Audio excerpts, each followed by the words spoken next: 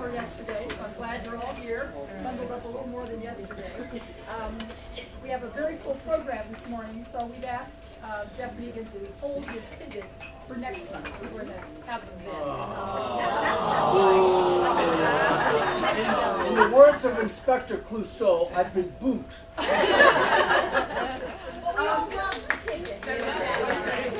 Before we begin, we have representatives from so many organizations around these tables. I wanted to give an opportunity for anyone that wants to make an announcement that they feel is important to the community at this time. Iris, I know you said you wanted to say something. I would hope community service.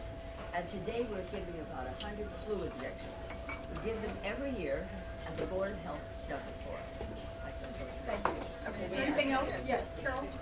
On December 13th at 2 p.m. at St. Thomas Church, there will be a service of Blue Christmas. It is a service of respite and comfort for those who do not find the holiday season to be cheery.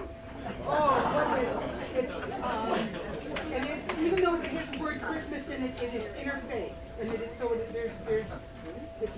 it's Christian service. It is open to everyone. So if you know people who are grieving, whether the loss, divorce, and they just hate the season, please, 2 o'clock, December 13th, St. Thomas Church. Wow, thank you. Yes. I'm sorry, wait, just first. Hi everyone, I'm Susan Riley from the Mamaroneck Library, and I just wanted to remind everybody who lives in the village that the library vote is happening on December 9th, and we hope to see you all at the polls. Thank you. Yes, go ahead. Tomorrow night, 7:30, St. John's Episcopal Church. St. John's, okay. And Mamaroneck. Great, thank you. Yes? When you're all at Stop and Shop this weekend shopping for Thanksgiving, the Larchmont-Mamaroneck Task Force is running its annual Thanksgiving food drive. Great. You'll see our volunteers outside. They'll hand you a flyer with some suggestions of food that you can buy and donate for food pantries. Thank you. Thanks, Malcolm. Yes? This is the week of the St. John's Episcopal Church Bazaar. So the bazaar itself is on Saturday, but we're taking collections all week long. Gently used household items, books, and toys. And all the proceeds go directly to local organizations that benefit women and children. Great, thank you. Anything else? Yes, one more. I'm Andrea Potash. I'm on the board of the Community Resource Center, formerly known as the Hispanic Resource Center. We're having our gala event on December 3rd at the Shore Club. Hope you all come. Thank you. Great, thank you all. Okay, now for our program. Change is coming to Mamaroneck as various properties in the village are being considered for development. Today is an information meeting to help us learn more about these projects. We will find out where the projects are located, what is being proposed, and where they stand in the approval process. To give us a framework for this and an overview of the projects, we have as our first speaker Richard Slingerland, Mamaroneck Village Manager. Then to present the plans for the site of the Hampshire Country Club, the largest parcel in the village, which has been a topic of discussion for several years now, are Daniel Pfeffer and Thomas Nappy, representing New World Realty Advisors, LLC, the organization responsible for managing the redevelopment of this property. Please hold your questions until after both presentations have been made. Sitting next to Mr. Slingerland are Bob Galvin, Mamaroneck Village Planner, and Greg Cutler, Assistant Village Planner. They will be assisting in answering the questions after the presentation. Richard? Thank you very much. And I appreciate the chance to go first. I think as I mentioned earlier, or when we were preparing the event, I have a mediation in New York City and have to catch a train right after this. So I appreciate the chance to... So, okay, a little mic. Okay. No, I think it's amplification too. Okay. Can everybody hear me okay now? Okay. I thank Bob Galvin and Greg Cutler for being here to help me put together the presentation we had before us this morning. Greg and Bob did an excellent job putting together this PowerPoint, and it explains a lot of what's happening in the village. So, with regard to the agenda, we're going to review recent and proposed zoning amendments, evaluate recently completed projects, review approved plans, review current proposals that are submitted under existing zoning, review what's happening in our industrial area with our industrial area committee, and just a recap at the end of our comprehensive plan, local waterfront revitalization plan, and the village's planning process. With regard to some of the discussion we've had publicly, and then the board had adopted zoning amendments to achieve this, transit-oriented development is a commonly used planning strategy, and it strives to create mixed-use residential and commercial buildings near active train stations to promote walkability, use of public transit, and reduced reliance on personal automobiles. Examples are found in many communities near a train station, including Bronxville, Mount Kisco, Pelham, Scarsdale, and others. So TOD is a very commonly used planning strategy. There's no density increase. The zoning dimensional requirements changed to make redevelopment possible, and the unit counts of 40 units per acre existed both before and after TOD zoning overlay changes. The incentives for mixed use, below market rate housing and payments into neighborhood stabilization fund was something that was added. That's not a principal component to TOD, but it's something that was added to ours. And then the village did receive awards from the Westchester Municipal Planning Federation and the New York State Planning Federation. And there's a map to show where the area is that the TOD zone applies as an overlay. Basically, it's very close to the vicinity of the Mamaroneck train station, and I don't know if I could describe its shape, but it's like a glob right there at the S-turn. The current, we do have the technical term, the glob. We do have a TOD project, or a project that was submitted under the TOD zoning provisions, and that's at the former 3 Jalapeno site at 690 Mamaroneck Avenue. This application filed includes 21-unit mixed-use residential and commercial building with 2,600 square feet of commercial space. It actually provides for a 17% reduction in impervious surface, so that we have more absorption of water into the ground, less contributions to flooding at lower levels of rainfall. I mean, honestly, I think we all know that because we have so much flooding in our area and the area on Mamaroneck Avenue, once it becomes saturated or completely covered with water, that impervious surface really becomes negligible. There are also other features that are environmentally conscious and beneficial to the area, which includes a green roof and a water cistern collection and irrigation system. What's that? I'll let Bob and Greg handle the questions after I run to catch the train. Yes. We have an overflow crowd.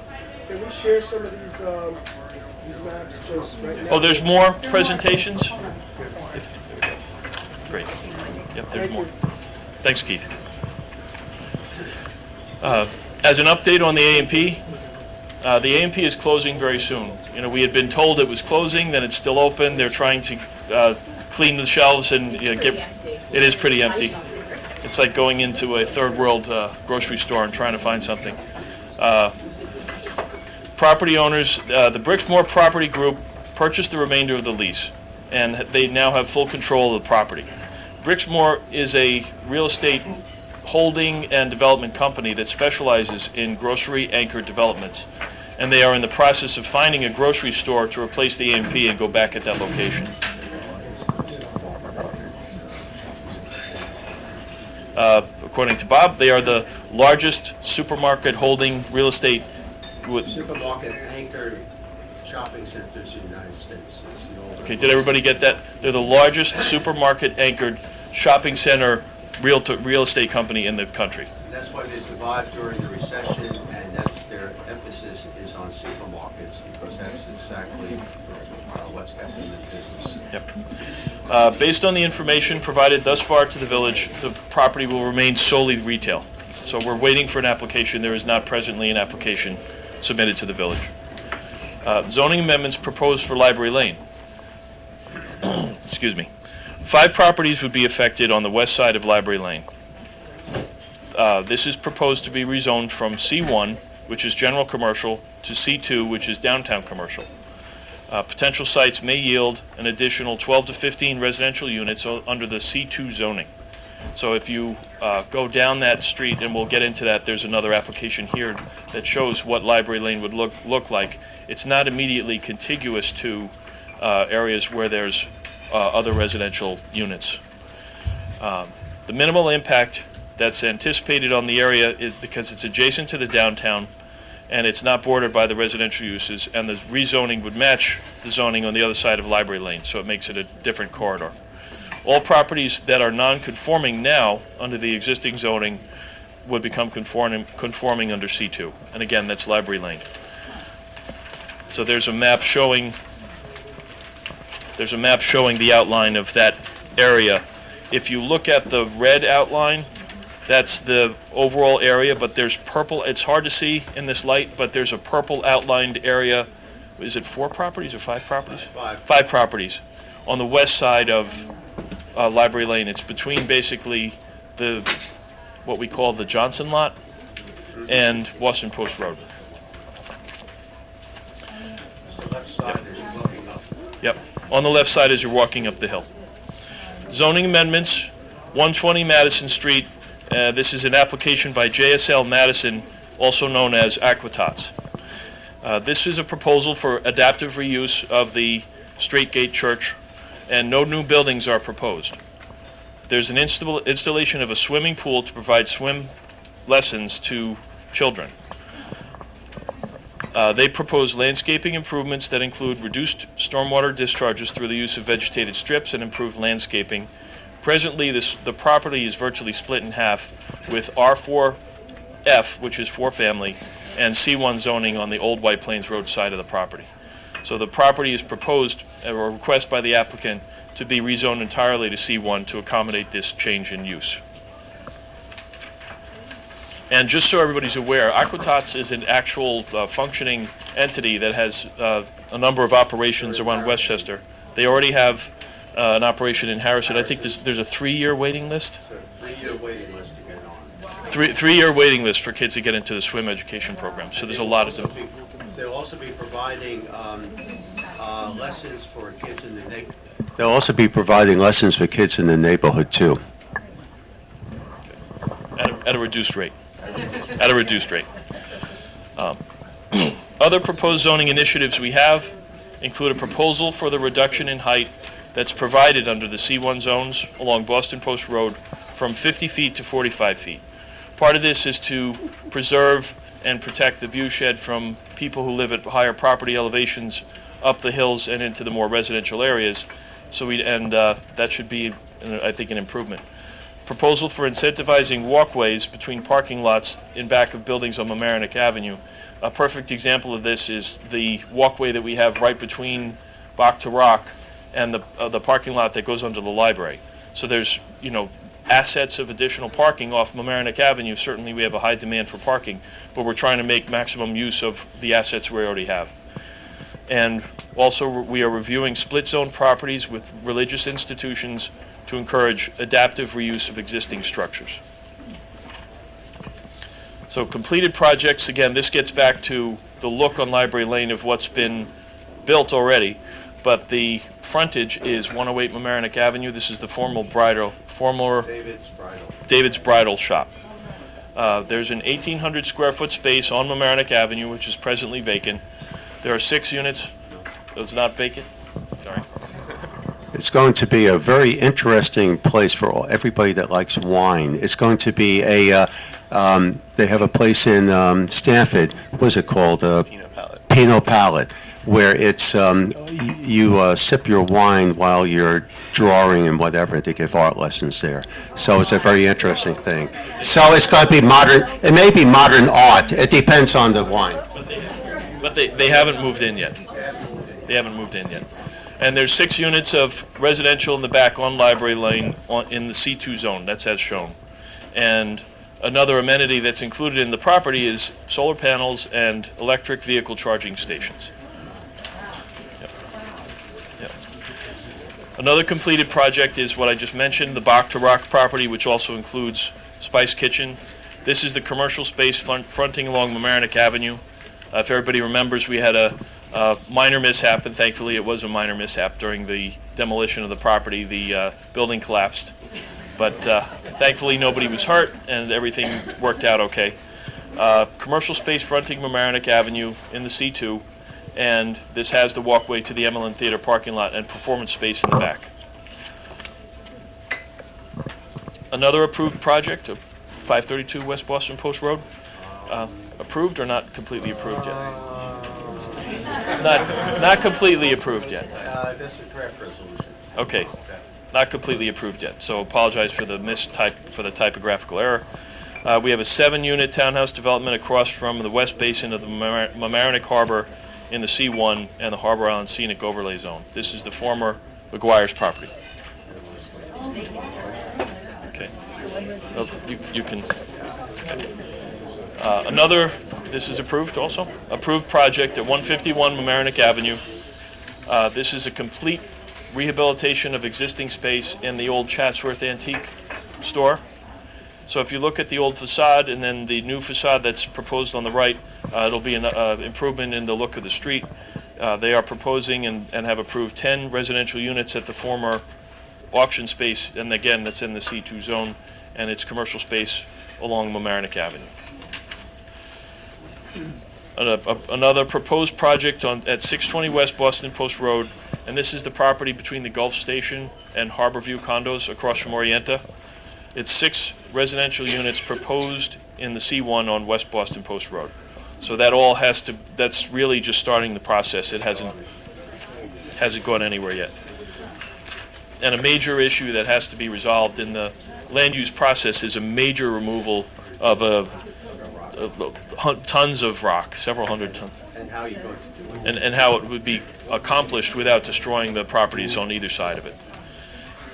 Proposed projects for Hampshire Country Club, I'm just going to touch on the application that's submitted. We have the people from Hampshire here to make their presentation. What's been submitted as an application to the village is 105 residential units proposed, 44 single-family homes, and 61 attached carriage houses. The village property is 94.5 acres. I believe there's another 7.5 in the town. 7.5 acres in the town of Mamaroneck, off of Eagle Knolls. In the village of Mamaroneck, the proposal is for the area that's located in the R20, or the half-acre property zone. There's a positive declaration that was made by the planning board on September 30th, and that therefore requires a full environmental impact statement. The scoping session was completed on October 28th, and they're proceeding now. We anticipate an adoption of the proposed final scope on November 18th, which is this Wednesday.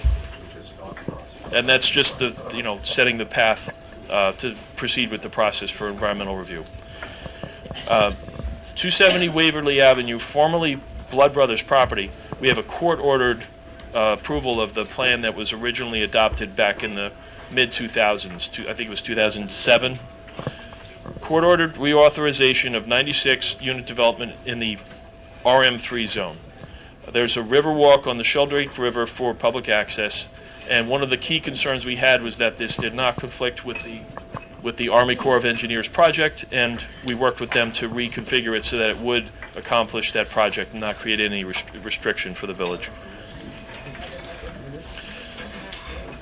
And just as a summation, oh, sorry, I missed a couple pages. Let me go back. Okay. I asked Greg to include some information for everybody. We've been working on a wayfinding plan to improve and increase signage, especially at strategic locations around the village and in the downtown. We have examples of some of the concepts that have become the more favored approach to be recommended to the Board of Trustees. And this is a plan for new signage and a branding system to direct residents and visitors to key destinations, popular locations, public facilities, and parking areas in the downtown and around the village. Yep. So if you see the third from the right, there's one of the concepts is a directory with a map that shows people where the key locations are, both in the downtown and other locations around the village. And I think we're thinking about a few spots for those kiosks. Exactly. And the downtown is branded, which I think is very simple, but it says the Avenue. Everybody refers it to as the Avenue, and we need outsiders to come in and tell us you should call it the Avenue. Not exactly, but but Bob's right. They've been very helpful and very involved in charrettes and discussions with community groups, key people from our Arts Council and other land use boards to help us with this concept, again, to make a final recommendation to the Board of Trustees. Industrial Area Visioning Plan. We put out a request for proposals and hired a company called Replace Urban Studio out of Manhattan. And they've been working with us to come up with some excellent concepts. Right now it is all concept, but ideas, reworkings. We have Andrew Spatz, who's the co-chair of that committee here. But I'm sure when we have the Q&A, Andrew may want to make a few comments and things like that. We're looking to make revitalized an area that's declining into parking lots and storage facilities, which are not the maximum use of an area in a community. You have lower traffic, you have fewer pedestrians, you have fewer jobs, and then obviously parking lots and things like that translate into the lowest use, lowest tax revenue, least contribution to the community and the feel of it. So we're trying to think of ways to revitalize what's there, building on what we have and the history we have, and add marketing as a long-term plan, and then bring in new businesses that would be able to set up new homes there. So a summation of all the existing documents we have that guide our planning and land use process in the village. These include the comprehensive plan, the local waterfront revitalization plan, and the overall village planning process. Our comprehensive plan was updated in February of 2012, and it's the primary planning document for the Village of Mamaroneck. Now, the plan itself is not a standalone document. It relates to other sections of the code. It relates to the zoning map, the official map of the village. It relates to our waterfront revitalization plan. All these things work in cooperation with each other and coordination with each other, and that's really the comprehensive plan. So, and that leads into the next comment. Zoning amendments and the comprehensive plan must be consistent with each other. So if we do make zoning amendments, or if we make amendments to the comprehensive plan, the two need to be coordinated and make sure that they coincide and work together. The zoning code itself regulates the building forms and use of land, and it can only be changed by the elected Board of Trustees. The local waterfront revitalization plan was first adopted in November 13, 1984. We've been working on an update for several years now, and it's the consistency document for the waterfront regulations.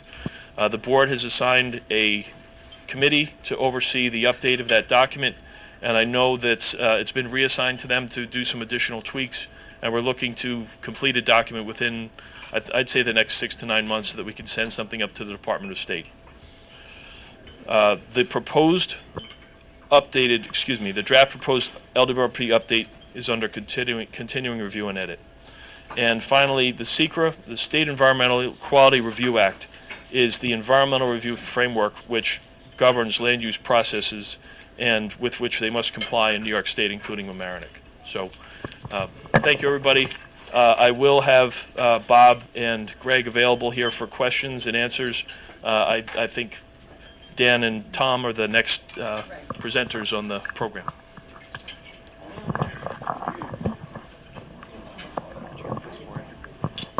Good morning. Can everybody hear me okay? Good. It looks like I just woke everybody up. No offense, Richard. My name is Dan Pfeffer, and I have with me Tom Nappy.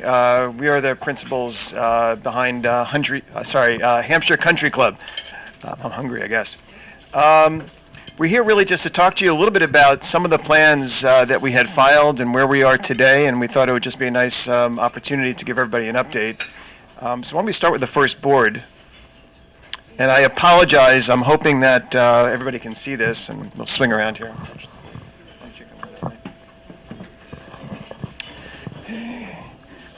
So although there's conflicting thoughts about how many acres we have, we always report it as about 116 acres. It's in the middle of Orienta. You can see Boston Post Road over here for those of you that don't know the exact location of Hampshire. It's bounded on one side by Eagle Knolls Road, which leads out to Hommocks, and on the other side, it's actually Cove Avenue, or Cove Road, which leads out to Orienta Avenue. In about December of 2009, the club as it existed closed for the season and made the announcement that they could not reopen because of a cash flow issue, like a lot of other clubs had had. In about January of 2010, I know that the Village of Mamaroneck and the town of Mamaroneck held discussions about whether or not they should buy the club. In fact, we wound up buying it in June of 2010, ostensibly as a way to grab a great piece of property that could eventually be redeveloped for something. What that something was, we wanted to wait and see. But our thought always was it would be great to create a country club community. As we scrambled to open the club for this season in 2010, we know we made a lot of mistakes and it was a little bit rocky because we did it so quickly. But we actually created it as the anti-club club, meaning there were no rules. So we used to say, and we used to joke, that we only had one question on the application, which was, are you a nice person? So if you were smart enough to answer yes, we said, okay, you're admitted. It started out great. Why don't we go to the next one? We opened ourselves up to the community, and we still do. We are the host of quite a lot of community events, whether it's Ronald McDonald House. We do At Home on the Sound. We have Chabad, POTS, etc. So we are always the group that accepts the not-for-profits coming in, and really we enjoy it. In fact, Mamaroneck High School has made Hampshire its home turf for golf. I think they did well this season too. So at some point we made the decision that it was time to really start thinking about the redevelopment of the property. And we really looked at a couple of major items. We said, what would have the least impact on the community? What would have the least impact on services, including the schools? And we also said, what would have the least impact on the land? And then finally, we said, what's missing from the community? And the resounding answer that we came up with was empty nester housing, snowbird housing, age-in-place housing, and there's a million ways to call it. So the initial plan that we had come up with, again, this is all of Hampshire Country Club, the idea we had was to cut off the two oldest wings from the clubhouse, and that was the men's locker room and the ladies' locker room, and to create an extension of that which would wind up being condos. And what we did was we came up with 121 units that would go across Cove Road and out into the Hampshire Country Club site itself, and then we would realign two of the holes on the golf course. A portion of the development was going to be in the MR zone, which is the Marine Recreation Zone, which is really limited to waterfront development uses. And the other portion that would go across Cove Road and Cove Road would be realigned was going to be in the R20 zone. And as Richard explained, our property for the most part is in the R20 zone here, which means that you can develop single-family homes in that zone with 20,000 square foot lots. So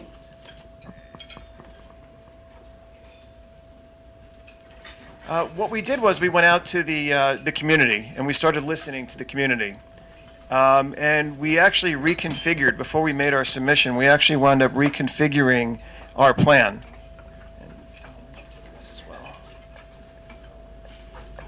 We started to reconfigure the plan, and we also realized that we needed to add some additional buffers between a couple of the neighbors that can actually see this from their property.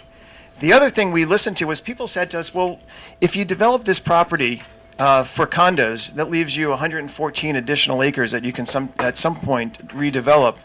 You know, how do we know you're not going to come in for additional development at some point in the future? And we said, you know what, you're right, it's a great question.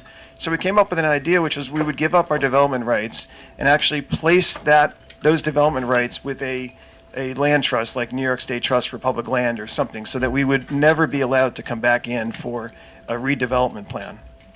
So if you look at, actually, why don't you keep it up there now? So if you look at what's there today, as you drive up to Hampshire, this is what it would have looked like. Same drop-off area, not touched. And then you would have something that looks very similar to another project that we had actually developed, which is the Ritz-Carlton Residences in the Inner Harbor of Baltimore. And just for fun, we threw virtually every amenity we can ever imagine into this project to really make it a wonderful and a comfortable place to live. So before we filed, a couple of things started to happen. We started to get violations from the village. The next thing that happened was we were then dragged into New York State Supreme Court, where the village tried to get an injunction against us to stop operating, claiming that we presented a threat to the health, safety, and welfare to the village and its residents, even though up until that point we had never ever received a violation from the village. I'll fast forward, then I'll go back, but in April of 2014, the inspector, when he was on the stand, admitted that he had actually never seen a violation, but he was just told to issue a violation to us. So, whatever.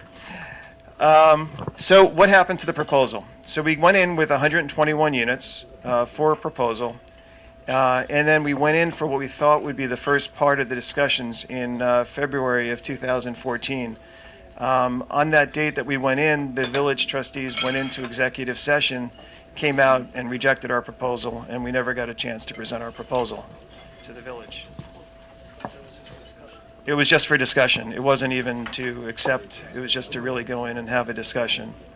So we heard that through the grapevine that they were looking for a reduced condo count. So we went back in and we went and met with our architects and engineers, and we reduced the size by about 25% down to about 96 units. We did the same thing. We went into the village expecting to, again, open up for discussion. The board went back into executive session, came out again, and rejected our proposal to even discuss the proposal. So where does that leave us today?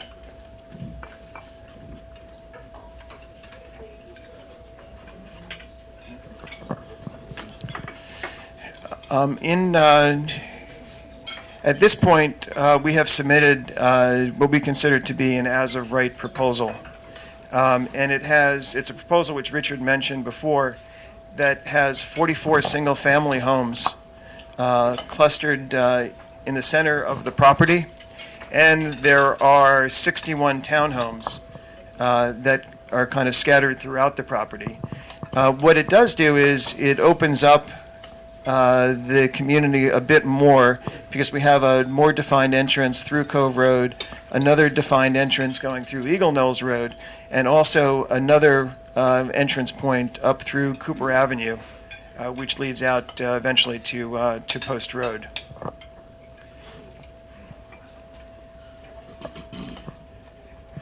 You all with me? Yeah, okay, good.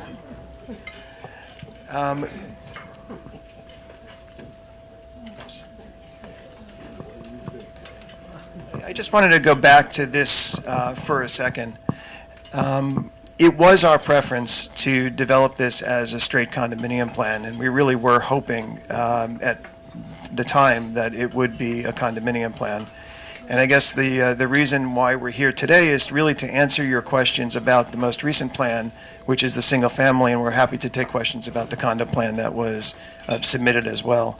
I've gone through this pretty quickly, but I wanted to make sure that there was ample time for people to ask questions of myself as well as our planners here, because I know that it's getting a little bit late. Thank you very much. Before I finish and go into the question part, I want to make sure everybody got the envelope. Sorry. Everyone got the envelope to make their contribution for the breakfast, because we have a large group today. You didn't? Mary Lee, would you see that this gentleman gets, thank you. Before we get to the questions, I just want to set some ground rules for the questions. There may be people here this morning who have specific objections to one or more of these projects. This is not a forum to air your grievances. I want to make it very clear. We will only entertain questions that elicit information. When called upon, please state your name and where you live. Thank you. Those are the ground rules. Yes. I have a question. Yes. Okay, so, hi, Alyssa Miller. Stand up. Alyssa Miller, trustee Village of Mamaroneck. My big question is for Bob, because, the Village of Mamaroneck Board of Trustees is not across planning and development, so Yes, that's I all think on into the the microphone. No. Oh, no, ask your question. So the question is, based on the information here, there are 65 units that are currently under review, plus the Sheldrake 96, plus the Hampshire potential 105. So that leaves 266 units proposed. How are we working with the schools, and how are we presenting these to the planning board and the zoning board for consideration with a holistic view? Because this does affect schools and all of the other services. Okay, the question is, how are we presenting all of these development plans to the community so that they have a holistic view? To the board, I'm sorry, so that they have an understanding of the total impact on the community. I'll respond in a fact-based manner, okay? And essentially, let's go through, instead of the 225, we've got 21 units from 690, the former 3 jalapenos. Information has been elicited from the school board, and I still remember Avalon. I was on the planning board at that point, 225 units back in the 90s. And I remember the school district at that point in the 90s wanted to have us, the planning board, provide money for a classroom, an extra 1 or 2 classrooms in Mamaroneck Avenue School. Unfortunately, in New York State, it's not like Florida. There's no nexus that you can actually exact funds for that. In this day, and currently, there are 14 school children coming from the 225 units. The 96 units at Blood Brothers, the former Blood Brothers, was approved in 2007. The developer went to court, and the court mandated the village to approve the adoption or the follow-through of the site plan. We've worked with the developer, as Rich had said, to make sure that they implement the Riverwalk, and that and these are all 96 loft units. There are 1 and 2 bedrooms.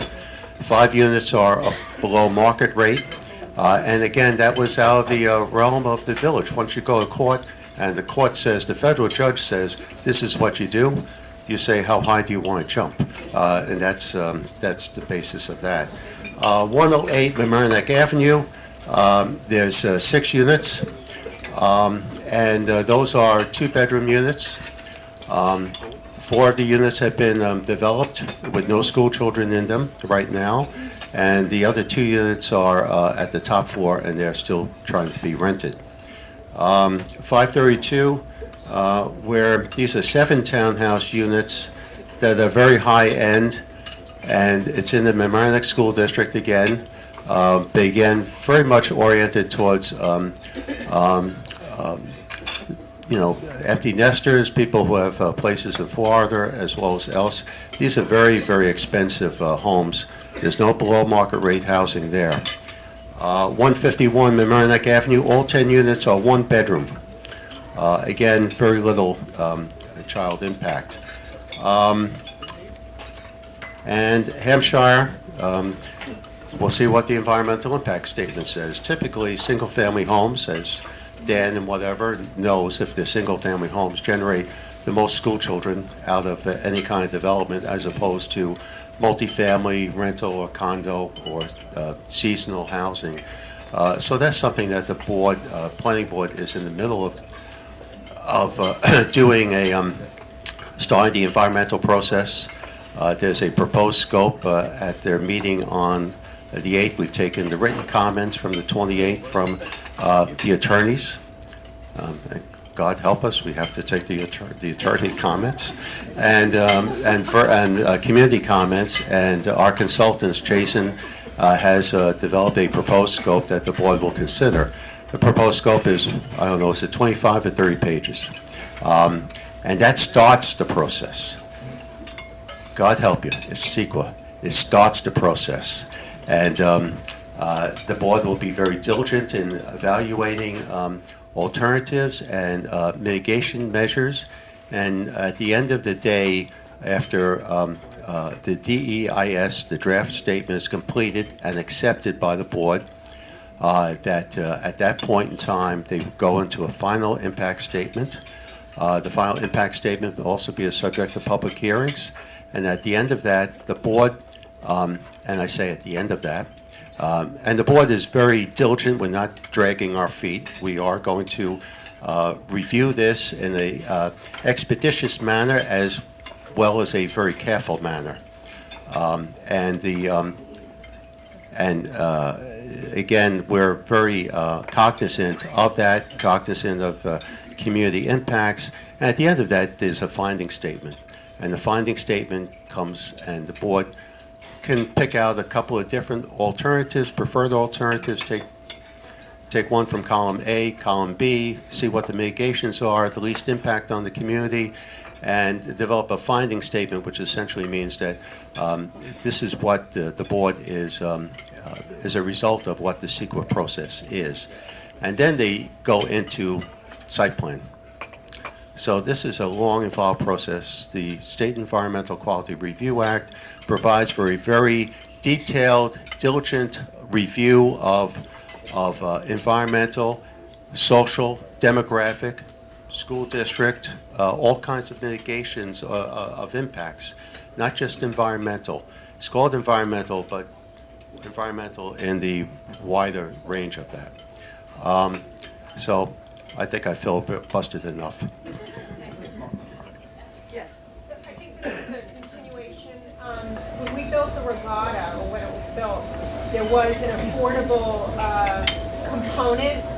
And amazingly, it's a whole other discussion, but it was actually hard to fill those affordable units at that time. I don't know why. People weren't interested. I think they ran for about $95,000 a one bedroom, so it was pretty affordable. It might have been less than that, but anyway.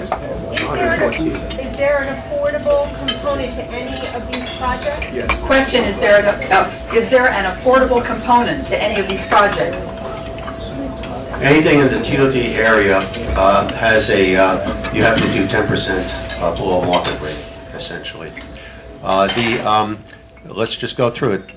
690, anything downtown, except for the regatta. The last time we had below market rates, and this is my little pitch for the Board of Trustees, in the downtown CBD C2, the last time we had below market rate housing was the regatta. And essentially it's because everything in any kind of residential development you do in downtown, you have to have all affordability. It has to be, it can't be an incentive like you have in C1 and other places within the village where you are able to do 10-20% of affordability. In downtown, it's either all or nothing. Therefore, you have nothing. You have just market rate housing down there. So again, in the C1, the 7 townhouse units, it's the 2012 master plan lowered the FAR, or the amount of building you can place on a property, down to a 0.6. It's a very low FAR, or building amount. If you want to get more than that, you have to provide below market rate housing, and that goes up to another 20%. And you're getting 10 to 15% below market rate. The developer in McGuire's, his market was very high-end, very expensive housing geared to a specific market, and they built at the lowest possible building that they could, the FAR. So there was no affordable housing there. And there's nothing in 120 because it's a swim school, so there's nobody underwater. 122, 128, Mamaroneck Avenue, there's retail. 620, they again are not, it's a very, very early process. They're only doing 6 units and are not going to ask for an increase in in density, but again, they got problems. We have the 150. Well, it's rock. There's 151 Mamaroneck Avenue, the old Chatsworth building. They're one bedrooms. There's no block rate because, again, it's in a downtown. The difference you have in a downtown is that there's no incentive to provide affordable housing. It's either all or nothing, and the way our code reads, you need to have New York State funding and whatever. There's very little New York State funding anymore.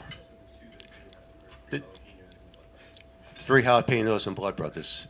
Blood Brothers is 5 units, 3 jalapenos is 3 units. Thank you. Yes, identify yourself. Yeah.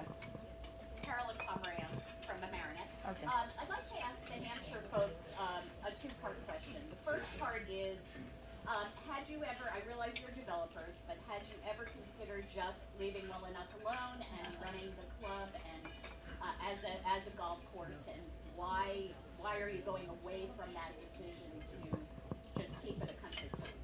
And the second question is, on the first submission with the condo plan, had you, is there any way of constructing it so that there could be A, less units, B, other access, increased access to the site, and C, not have it in the marine section? Okay, two-part question. One is why you didn't leave the development, the plan as it is, running it as a club, and the second was, have you considered reducing the number of units and increasing? The previous, it's the previous development. All right. You can- He knows. Dan, will you repeat the question? Sure. The first question is, why don't we leave the country club alone? And can we operate the country club, I think, is really the question. The answer is country clubs, golf courses don't really work in today's environment. Golf overall, and you see this across the country, and there's been some articles in the New York Times about the decline of the golf industry. It's just really, really tough to make it as just a country club, especially when you're running it as a private entity. I can tell you right now that in the 5 years that we've run Hampshire, we've never made money at Hampshire. It always operates at a bit of a deficit, and that's even with the current population that we have today. I just want to add, though, that each of our plans that we have shown you today, both the condominium plan as well as the single-family plan, show or actually have elements of the club remaining. If it's a condo plan, the entire golf course stays the way it is with a little bit of reconfiguration. As a single-family, what you have remaining is more of a tennis club, where you have the tennis courts, the clubhouse, and everything else that's currently in the Marine Recreation District, and the pool as well. So it becomes more of a different type of club. So rather than being the full golf course country club, it becomes more of a country club, I guess, is the question. Now, your second question really had to do with the number of units, I believe, related to the first plan. And access units. Right. The answer is actually a little bit of a complicated one, because I don't really know how to answer the question. We originally started with 121 units with the condo plan.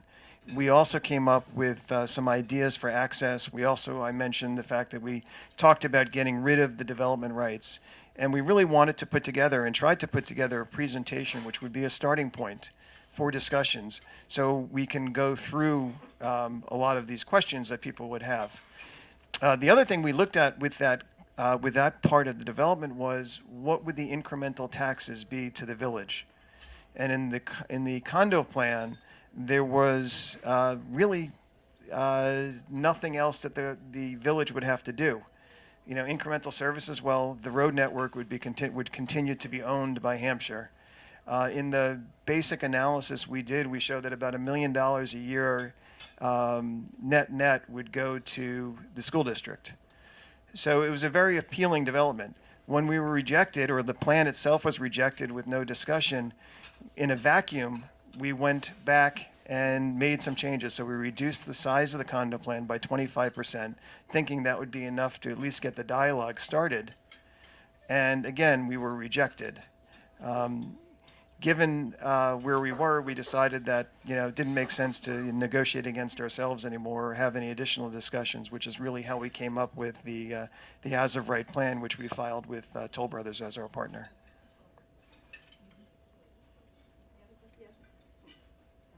Katie Jackson, I'm the chair of the Flood Mitigation Committee in the village. Question, we're about to do with the Army Corps a $50-some-odd million project. I appreciate your plan has not been sussed out, but are you in touch with the Army Corps to give them a heads up as to what you're planning and get their input? The question is, are we in touch with the Army Corps? And I think you wanted to answer that question first. I want to take the heat off of him because we'll give him enough. The Army Corps is an involved agency, so during the entire CEQA process, the Army Corps will be heavily involved in that, and will be getting their comments as part of the environmental review. You did answer correctly. Thank you. There's also one other element of it too, because it involves FEMA. And FEMA has been working on remapping, and we've been in touch, and also we've looked at what the proposed requirements are for FEMA. And each of these projects took into account the proposed changes. Yeah. In fact, when we spoke to our engineers, one of the questions that was asked of the engineers was, is there any conceivable flood, storm, or otherwise that could affect this project after being built? Meaning, has anything ever been mapped above what we're planning? The answer was no. Yes. Stanley, wait, excuse me. Stanley, identify yourself. Stanley Fowler, Larchmont.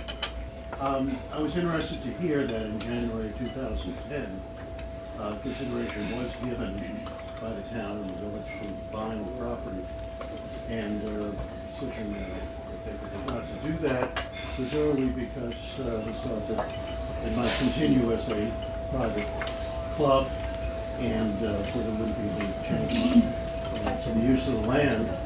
I'm wondering now that we've had these development projects proposed, and you're apparently intent on doing that, whether the town and the village would give renewed consideration to purchasing property, which they could do through eminent domain. The question is, since at one time the town and village had considered purchasing the property when it came available, is there any thought to reconsidering that proposal?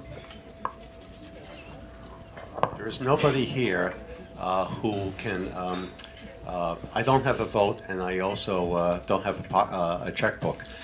So let me just say that, going back to the premise of your question, the Valerie and the mayor at that time, Norm Rosenblum, had considered and tried exploring the acquisition of the club as a public entity. The way government works, they essentially, they needed to sell the property. The village and the town had to go through extensive public hearings, do perhaps a referendum or whatever to get to that point in time. So they essentially ran out of time, and the developers were successful in acquiring it. Would they consider going ahead? I really can't answer that question. That's the board of trustees to address that, and that may even, we'll see what happens over the next couple of years.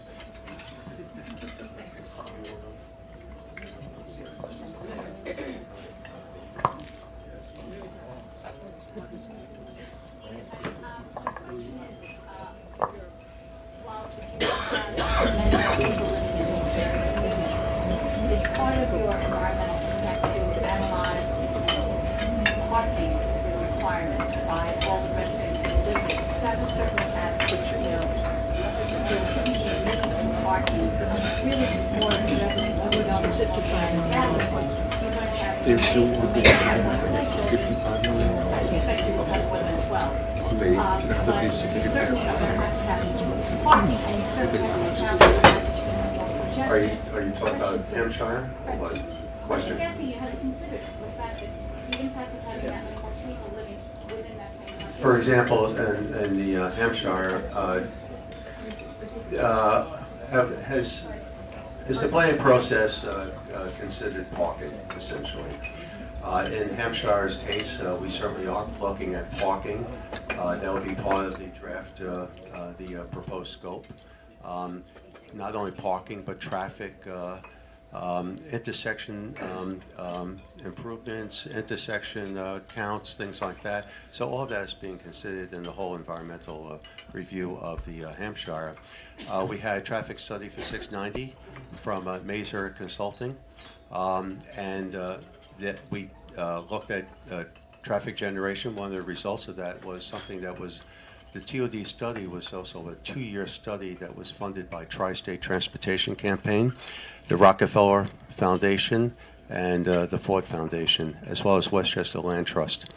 And we looked at results of that were the developer would be putting in a new crosswalk, pedestrian signalization, changing some of the signal timing at Grand Street. The parking, they've reduced, for example, in mitigation, they reduced the commercial space from 3,000 to 2,600. There's no land bank to allow for more parking, and essentially the parking complies with what we have, and we had the parking as well as the traffic study done for that particular project.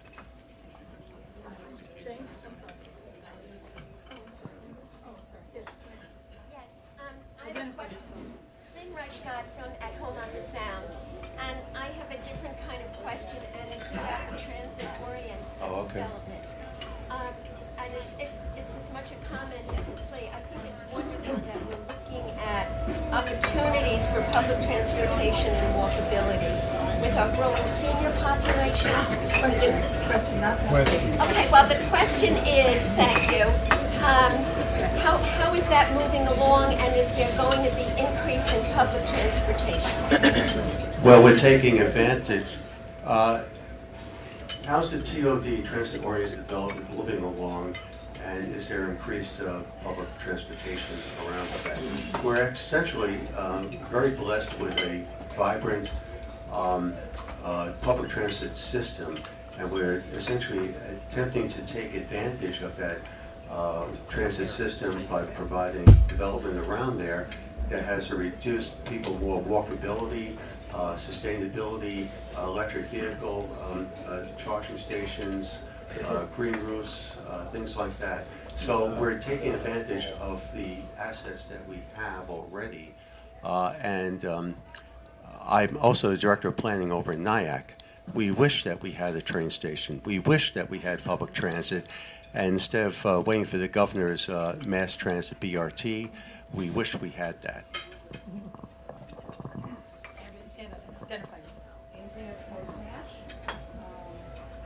Sylvan Lane, right at that corner, and I'm looking at the plan, and I'm thinking about all the times that Hampshire golf course has flooded, and the fact that much of it is sea level, and so how are you going to deal with that? Question is, how are the planners of the Hampshire Club going to deal with the area that's at sea level? With regards to the condo plan we looked at, that's all built way above floodplain, very easy to do. With the second development, which is the single-family development that we had, townhome development that we proposed, elevations and grading will bring it above flood level.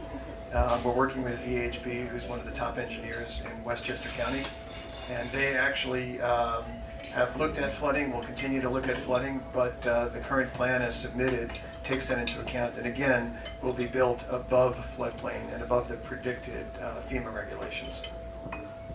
So, yeah, and in the condo plan, the original condo plan, we actually incorporated, if I can find that plan here, we actually incorporated flood walls to protect not only the roads and the network here, but also to protect the community and the areas behind us.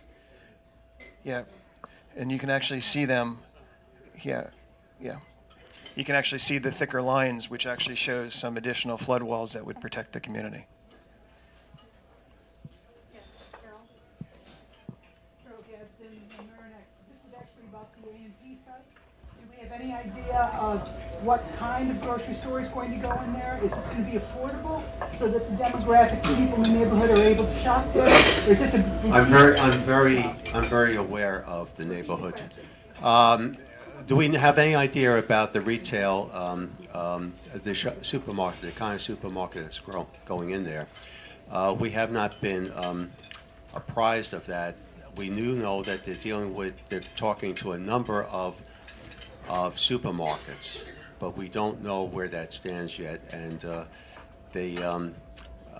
some of the people like Acme and other people like that, they've discussed that, but they're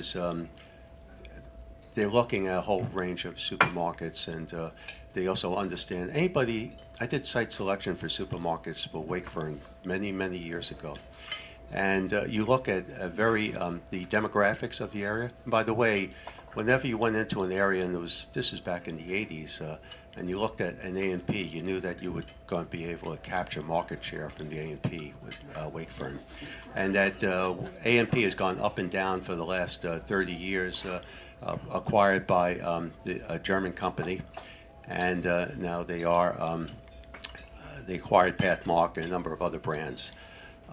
So there is a number of supermarket industry is very interesting.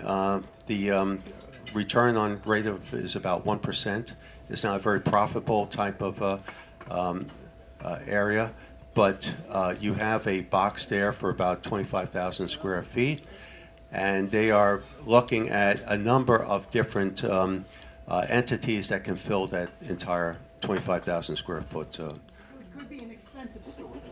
No, because they have to know the demographics. It's not going to be an expensive store. We don't know who it is, but it's not Whole Foods, okay? Hi, I'm Meg Poyker from Larchmont. Thank you for the overview for some of us who have not been able to follow the minute to minute. I am curious, in the transition from condominium to houses, ultimately, going back to the question of what our community needs, are both plans still on the table, and which is the one that actually most meets the community needs? Okay. The answer is the condo plan, although we tried to put it on the table, was never allowed to be on the table. So it is not on the table. What we have filed is for the single-family homes. And I know as part of the process with the planning board, they will be looking at alternatives. In terms of what the needs are, personally, I would have preferred to see the condos go in. I thought it was a great place. In fact, I wouldn't, at some point, probably would have loved to have lived in an empty nester housing type product, especially it was going to be beautiful, luxurious, and we showed you some of the images of that. Does that answer your question at all? Or? And it's not possible to put condominiums back in discussion. Done. I'll ask the planning board who's... Am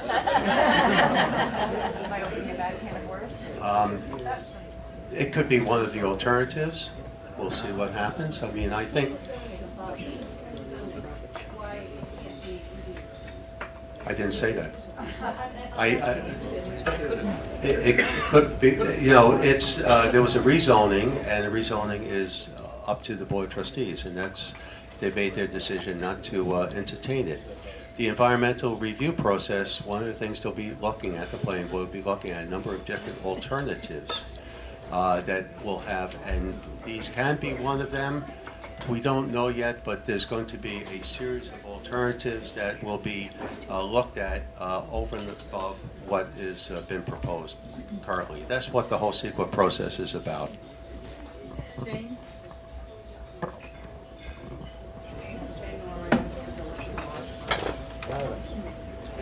He'll repeat the question. Just say it. My question is, could you describe the ends of Cove Road and where they go through? Where Cove Road begins and ends? Cove Road, the question was, where does Cove Road begin and end? Cove Road begins at Orient Avenue. There's a set of stone walls, and it terminates on Hampshire's property. And then eventually, as you come around the curve, it turns in from, it goes from Cove Road and becomes Eagle Knolls Road. As you kind of make the right, once you're going through the golf course and past the golf building that's there. And then that's Eagle Knolls Road, which continues as a private road. Then right past Hampshire, Eagle Knolls Road becomes a public road, and then terminates on Hommocks Road.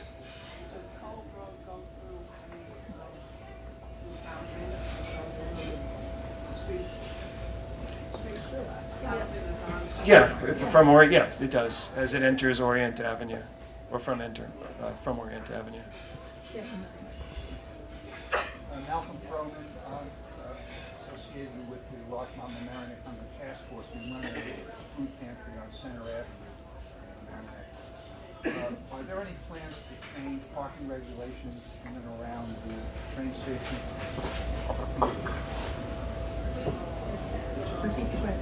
Are there any plans to change parking regulations around the train station? The village has received state approval to put in a neighborhood permit plan that restricts parking. Residents will get permits around in a number of streets around the train station. This is something that Dobbs Ferry had just received approval on, and a couple of other communities. Town of Mamaroneck, right?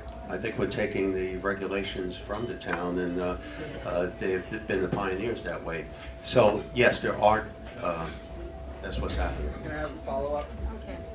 For people who are coming to the area who are not residents, and I'm thinking specifically about our food pantry's 100 volunteers who descend on the pantry to do various activities during the day. What kind of parking opportunities would there be for them? There is, what parking opportunities would there be for the volunteers going to the Community Resource Center?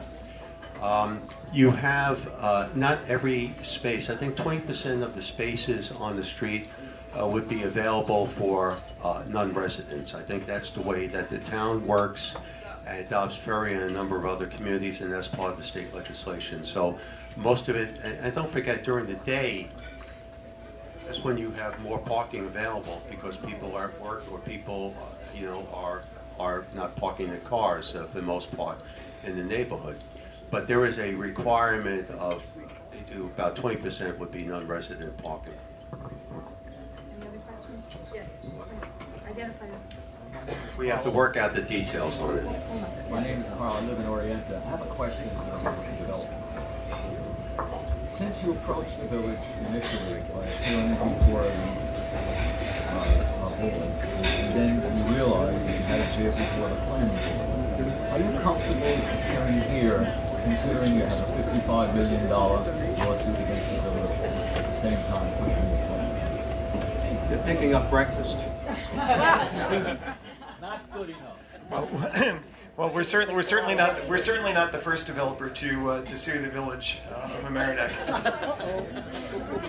The question was, do I feel comfortable appearing here, given the fact that we have a $55 million lawsuit against the village, which we've been pretty careful not to talk about today. But the answer is yes, we do feel very comfortable being here.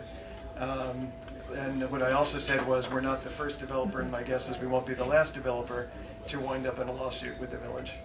I just have a question. Maybe you could clarify here. What is the role of the planning board? What's the role of the village board? I'm not sure that people understand that. What is the role of the planning board, and what is the role of the board of trustees? Well, we have a whole land use process. It's not just the planning board. The planning board is responsible for site plan review. The Board of Trustees is responsible for policy. The Board of Trustees establishes the zoning regulations. They do the comprehensive plan. They do many of the major policy issues. If, for example, Dan went to the trustees to get a map change, that's a board of trustees elected official type of thing. It's not a planning board. Planning board doesn't make policy. It doesn't. It actually, as Carl knows, we actually just do the work. And HCZM determines consistency. So currently, the planning board would do a site plan, and we have our an applicant go preliminary discussion to HCZM first to have them get familiar with the project and have them come back and say, listen, you need to do X, Y, and Z. These are the things you need to look at. And they cooperate that way with the planning board. And after planning board closes out CEQA on a project, they go back to HCZM and they determine consistency with the LWRP. The ZBA is a relief valve. ZBA, Zoning Board of Appeals. You know, whether you're a single-family homeowner, you need some relief from bulk requirements or other types of requirements. That's the province of the Zoning Board of Appeals. The